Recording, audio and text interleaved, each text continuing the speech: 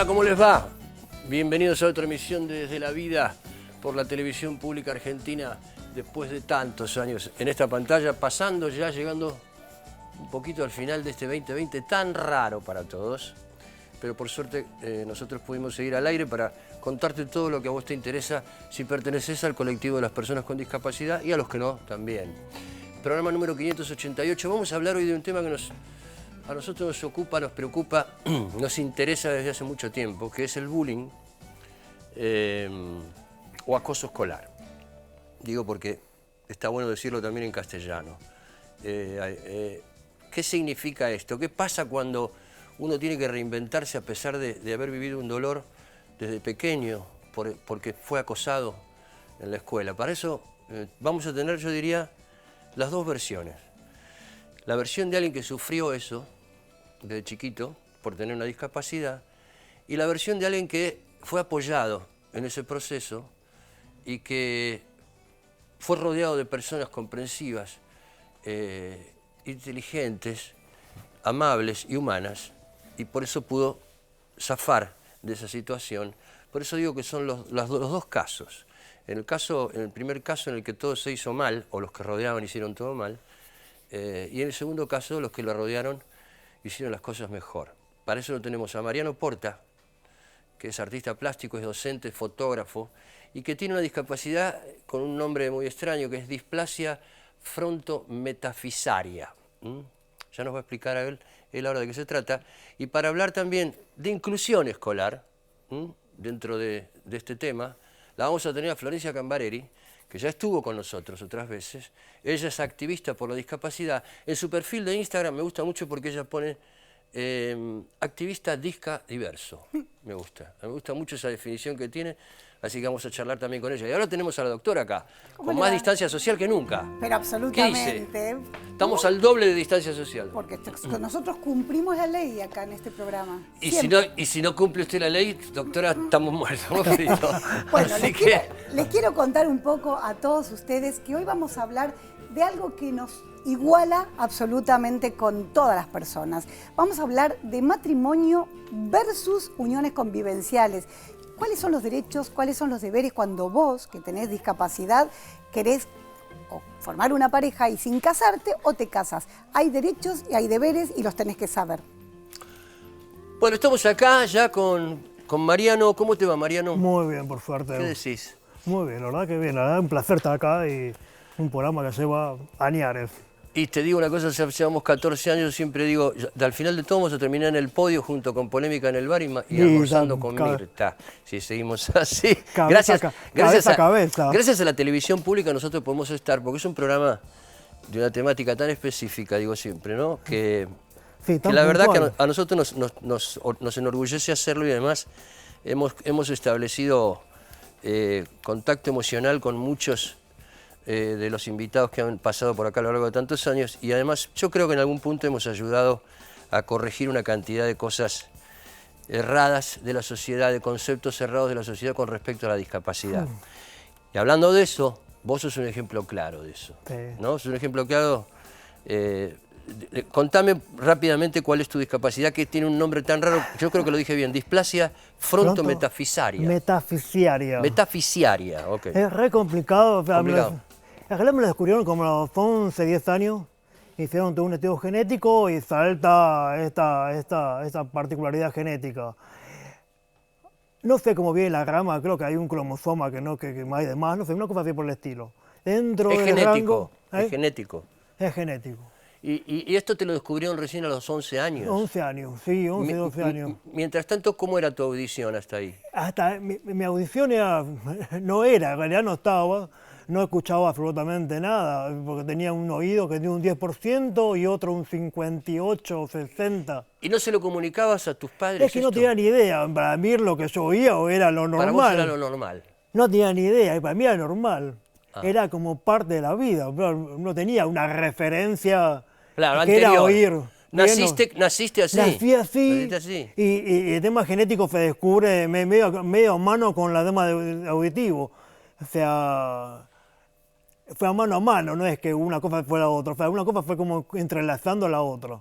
A partir de un estudio puntual Mi mamá se daba cuenta, tenía problemas de escoliosis y bueno, como la familia había antecedentes, y a partir de ahí empezó toda una batería de estudios hasta que terminan llegando a una genetista y la genetista reunió toda la información. Pero entraron por otro lado, digamos. Fueron Claro. la genetista pensando en otra patología. En otra patología, algo familiar que se da, el tema de la escoliosis, que fue algo que arrastra generación en generación. Qué increíble que haya pasado así, ¿no?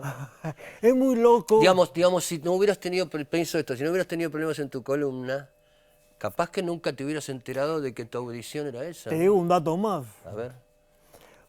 Caigo como a los 10, 9, sí, 10 años más o menos, caigo con un broncoespasmo muy fuerte.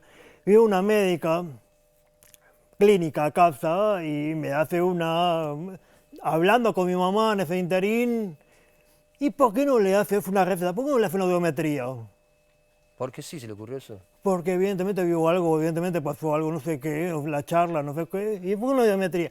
Y ahí, cuando hacen la audiometría, salta que tenías el tema auditivo. Ajá. Tenía un 10% y casi un 60% por ahí, o sea, yo no escuchaba nada. No escuchabas nada. Por eso tenía... ¿Eso te trajo problemas de dicción también?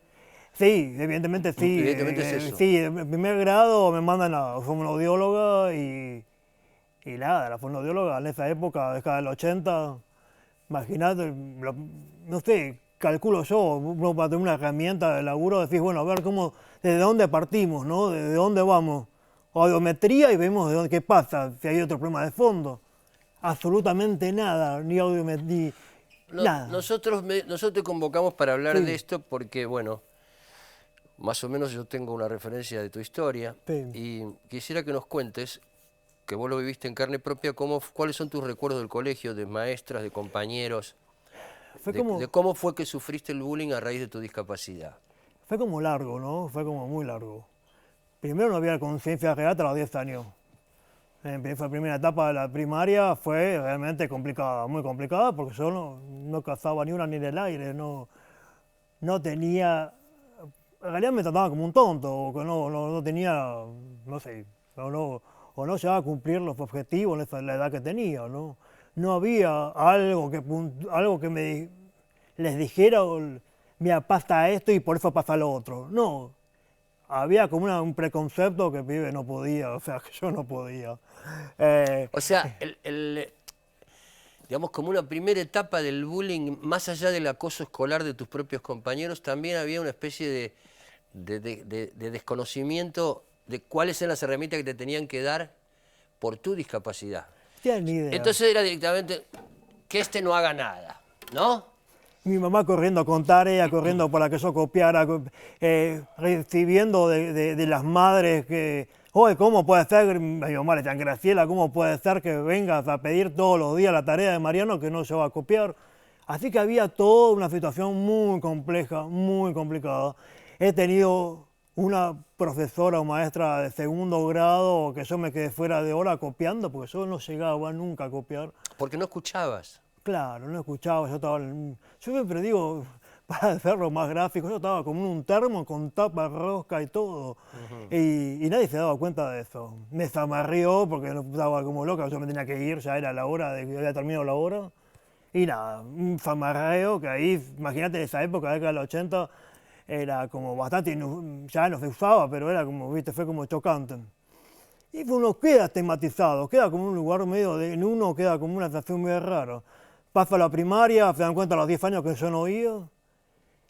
Hubo un pequeño indicio ya de bullying, pero fue como mínimo en la primaria. ¿En la primaria? En primaria, cuando caigo en la secundaria, cuando llego a la secundaria, un compañero mío en particular que se va conmigo a estudiar en el mismo colegio de Bellas Artes, se da vuelta en el aire y se junta con otro compañero y ahí empezó el tema del bullying, pero fue... O sea, un compañero que vos te habías tenido en la primaria y que no era, y que no te acosaba ni te hacía bullying, o era amigo. Cuando pasaron a la secundaria, te traicionó de alguna forma y te empezó a volver loco.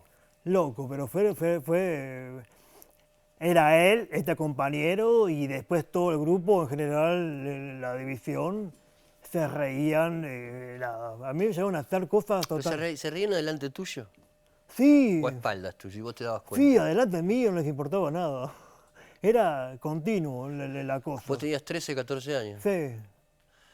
Qué terrible en ese momento en el que uno empieza a forjar la personalidad, en el que uno empieza a tratar, o mejor dicho, a lo mejor que le puede pasar a uno en ese momento es sentirse seguro, porque la adolescencia es un periodo de inseguridad absoluto, ¿no? En el que no sos una cosa ni la otra, digo, todos lo pasamos, pero que en ese momento te empiece a pasar, sufrir ese semejante acoso, por una discapacidad además, porque eso agrava todo. Mira, este compañero, de acuerdo que la década de los 90, llamaban a la radio y pedían una canción. Viste, era la top 40 y bueno. Y este compañero en particular, hasta que hacía la parodia, como si yo llamara de radio, adelante todos, y empezaba, yo pedía una canción y distorsionaba su voz, y se empezaban a reír toda la visión para la compás de este compañero. ¿Y qué hacías vos en ese momento? ¿Te levantabas y te ibas o te quedabas soportando No, eso? vos sabés que era muy raro, porque la verdad que no sabías escuchar, no sabes cómo reaccionar. Hay un momento que ya te abruma tanta la situación que prefería quedarme callado y no decir absolutamente nada. Era como... O sea, ninguno de ellos tenía ni un poquito así de empatía con relación a tu discapacidad, con ayudarte por lo que te pasaba. Nada. ¿No parece increíble que ocurra eso? No te lo digo a vos que lo viviste, digo yo. Yo que no viví eso. Yo que tengo hijos. Una hija que tiene 20 años y que transitó la adolescencia y el otro está al borde de la adolescencia, digo. ¿Cómo reaccionaba tu papá y tu mamá con eso? Mira, mi papá fue un caso aparte, mi papá en realidad de una enfermedad psiquiátrica y bueno, no conté con él. ¿No contaste con él? Pero a mi mamá intentó por todos los medios de alguna manera de hablar, de comunicar esta situación, pero nunca logró que alguien, que la escuela misma tomara cartas en el asunto. Eso te iba a preguntar, ¿el colegio estaba al tanto de lo que pasaba? Había gente que estaba al tanto y hay gente que no accionaba como debería accionar. No es que se habló, hubo una charla, o paremos la moto, o paremos la situación. Pero hubo situaciones en las que tu mamá iba y se plantaba frente a las autoridades del colegio y le decía, miren, ¿está pasando esto a mi hijo? Sí, es más, en primer año a este compañero yo tuve una reacción a esta situación, porque obviamente... Ya estabas hasta acá, ya no podías más. Ya estaba el primer año, y te digo, fue primer año, no fue que fue primer año, pues ya era insoportable. Porque aparte, no sé, plasticolan la mochila, me escribían las camperas, me escribían el guardapolvo, era algo infumable. Sí, una cosa, escuchando esto, digo, cada uno con los que somos padres, ¿no? Yo no sé cómo reacciona. Y yo no sé, por eso te estoy preguntando cuál fue la reacción de tu mamá, porque yo no sé qué hago, yo no sé, pero no voy a decir nada porque la doctora me va a hacer callar, ¿viste? Pero, dale, contame. Te cuento, no hagan esto en casa, no lo hagan. Pero agarré una silla, creo que me quería estrellar por la cabeza. ¿Agarraste una silla? Sí. O sea, querías partir del odio y de la impotencia. De la impotencia. Era impotencia, no era bronca, era impotencia. Claro. Obviamente que nunca pasó nada, se la terminé bajando porque sabía de mis acciones iban a provocar algo peor. En la primera reunión de padres de año va mi mamá y no es que la preceptora dice, no, la verdad que a Mariano pasa esto y esto con los compañeros, la verdad que los compañeros lo molestan, los compañeros lo... No, Mariano quiso pegarle al compañero con una silla. Ya se subrayó, se hizo hincapié en eso, sí. en la reacción tuya que provenía de un acoso brutal. Sí. Quiero aclararle a los que nos están viendo que Mariano es hipoacúsico, pero tiene implantes cocleares, ¿ok? A ver si el director los quiere tomar. Ahí está. Él tiene implantes cocleares, por eso escucha. Sí. Si no hubieras tenido esos implantes, a esta altura no escucharías nada. No, estoy sordo. Estarías sordo por completo. Todo saco y quedo en silencio. Decime, esto se repitió durante toda la secundaria. Prácticamente se repitió todos los años. Hubo momentos más que menos, pero nunca logré insertarme entre ellos. Nunca logré... Siempre fuiste un adolescente solitario. Sí, sí, la verdad que en ese sentido sí, la pasé bastante solo. Había momentos que tenía mi grupo de gente como muy afuera del colegio, pero era como muy esporádicamente. Pero no tenía amistades, un amigo, alguien que, che, de verdad, hablo de estas cuestiones. Había una sola persona que... ¿No tuviste apoyo psicológico tampoco? No, porque bueno, había otra historia de fondo que en un momento dado quedamos medio a relación, la era familiar con mi papá, bueno, ahí como que terminamos siendo una sombra en la familia, pero no por mal, porque el protagonismo se lo comía todo él, lo absorbía todo mi papá. ¿El protagonismo en qué sentido? Había que atenderlo a tu papá. Claro. Tu papá tiene un problema psiquiátrico. Sí, entonces, claro. Entonces hubo nada, de una personalidad, una manera de ser que siempre sentí una responsabilidad y no sé, desde muy chico nunca sabía que no tenía que mandarme macanas, sabía que no tenía que mandarme algo mal porque sabía que había otro problema de fondo y ahí me iba llevando. No hubo, no te quiero interrumpir, sí. Estaba pensando lo que a todos nos pasó en algún momento con el advenimiento de las redes sociales, ¿viste? Sí. Que buscás a tus ex compañeros. O que se arman grupos con tus ex compañeros y te da curiosidad decir, a ver cómo estará cómo estará esta, después de tanto te pasó eso, te volviste a juntar, charlaste con alguno, hablaste con alguno. ¿Alguno de ellos entendió las cagadas que se mandaron con vos, digo? ¿Querés que te diga lo que pasó? Quiero que me digas. De alguna manera, sí, obviamente que pasó eso, redes sociales, nos reencontramos todos, nos volvimos a encontrar y volvimos a tener una relación. Ninguno, por lo menos en el grupo de la edición es sí, porque voy a contar esto y cuento algo aparte. Ninguno asumió la situación de dijo, la verdad, Mariano, nos fuimos, mordimos banquina con vos, o nos equivocamos, o la verdad, yo nunca sentí que te hacía mal. Te pido perdón. Sí, no, ¿sí? Algo. Nunca. Ninguno. Es más, o sea, siguen siendo la... No podemos Me voy a ir de boca otra vez. No puedo decirte de boca, pero sí, lo que pensamos todos... La misma mierda que eran siguen siendo. Es así. Sí. La verdad. Sí. ¿Qué crees que te diga? No puedo decirte otra cosa. No puedo decir otra cosa. Y una compañía en particular, dos en realidad, una me decía, bueno, pero vos te metiste para adentro. ¿Y para dónde querés que me meta? Perdón, soy casi sordo, me discriminan, me molestan, me acosan desde que soy así chiquitito. Ni siquiera los profesores se solidarizan conmigo, ni la escuela, ni nadie. Tengo un padre con graves problemas. ¿Qué crees que haga? ¿A dónde crees que qué crees que sea? Superman, es increíble. No, claro, como que yo fuera... Ahora, yo digo una cosa. Sí. Esto está relacionado un poco con la crianza. Esto es una opinión mía, no es una opinión técnica para nada. Digo, esto está relacionado para mí un poco con la crianza de cada niño, con lo que pasa adentro de la casa de cada nene. Porque si yo me entero que mi hijo, supongamos que mi hijo está en una situación de acoso con otro, no hacia él, sino con otro, yo no lo permito eso. Yo en ese sentido ahí tengo las cosas claras, digamos. Toda esta gente que vos me decís que ya después de muchos años no admiten, no reconocen, no se ponen en el lugar tuyo, no te piden una disculpa chiquita, che, la verdad que éramos pendejos, no nos dábamos cuenta de lo que hacíamos, nada. Eso una me dijo, bueno, Mariano, éramos todos adolescentes, ¿qué íbamos a hacer? ¿Qué sé yo? Y vos sí, pero vos me estás cargando, pero realmente no podía creer, Como la escuela era muy chiquita, una escuela que nos conocíamos todas las divisiones. ¿Qué escuela es? La escuela de Bellas Artes Lola Mora, que estaba en el Barrio Unidos, la escuela secundaria, la escuela de Bellas Artes. Y la escuela era muy chiquita en ese momento, una escuela muy chiquita. Es la que está... Antes del Barrio Unidos, Lugano. Ah, no, estoy confundiéndome con otra que crees. No, estaba pensando en la Prilidiano Pueyrredón, que está en otro... Y era todo la rama. Ah, ok. Porque está la Belgrano, está la Irurtia, que tiene la misma... Y nos veíamos todos.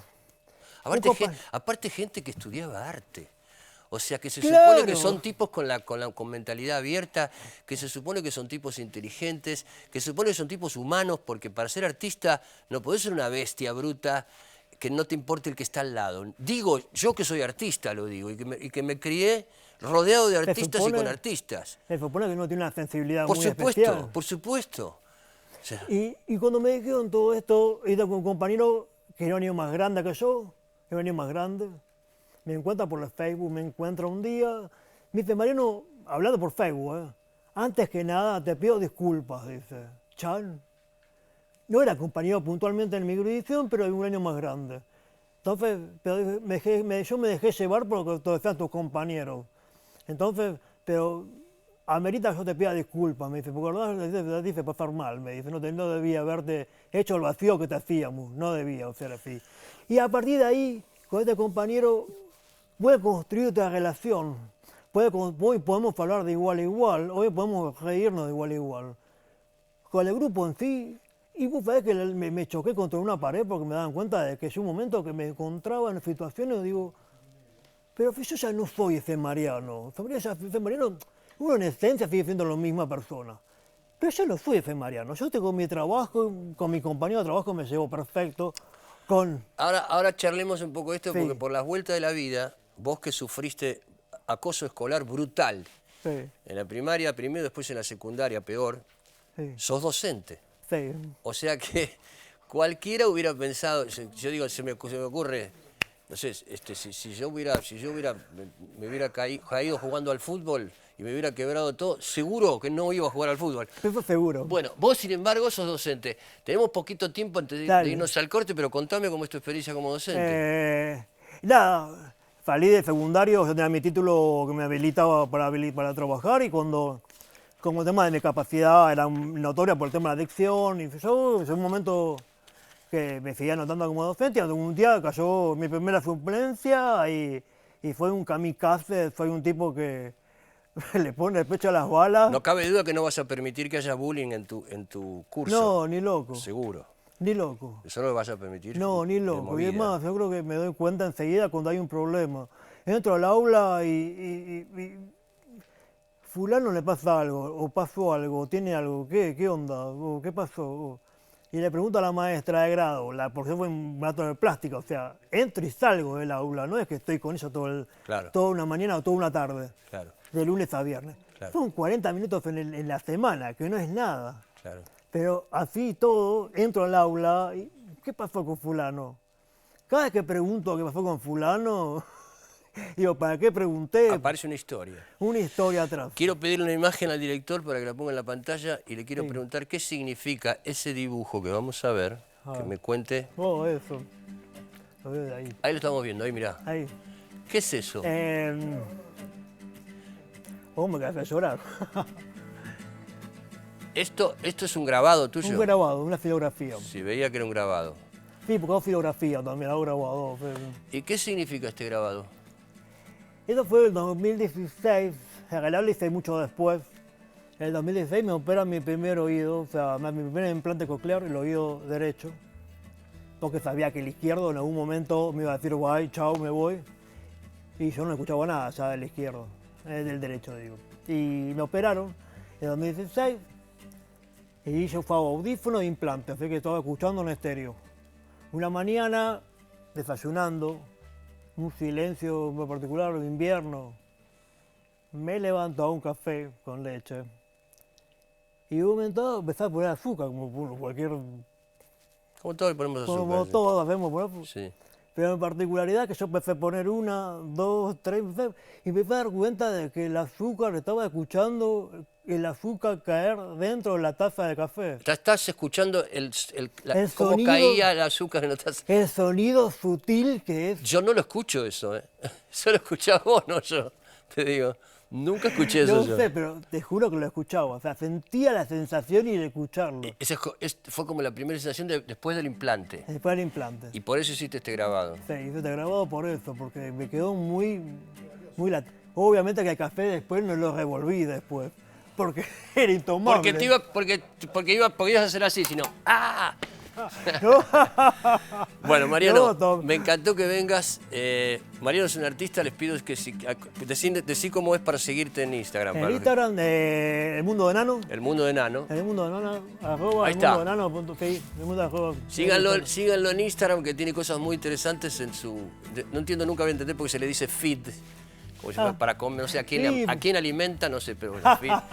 No, la verdad que encima como también un poco el cuerpo a fotógrafos y he hecho fotos afuera, en Brasil, por ejemplo. Genial. Y estoy de acuerdo algunos libros por ahí. Bueno, nos sirvió a nosotros porque este era un programa en el que queríamos hablar del bullying y escuchar las dos versiones, digamos. Sí. La versión tuya y la versión dolorosa.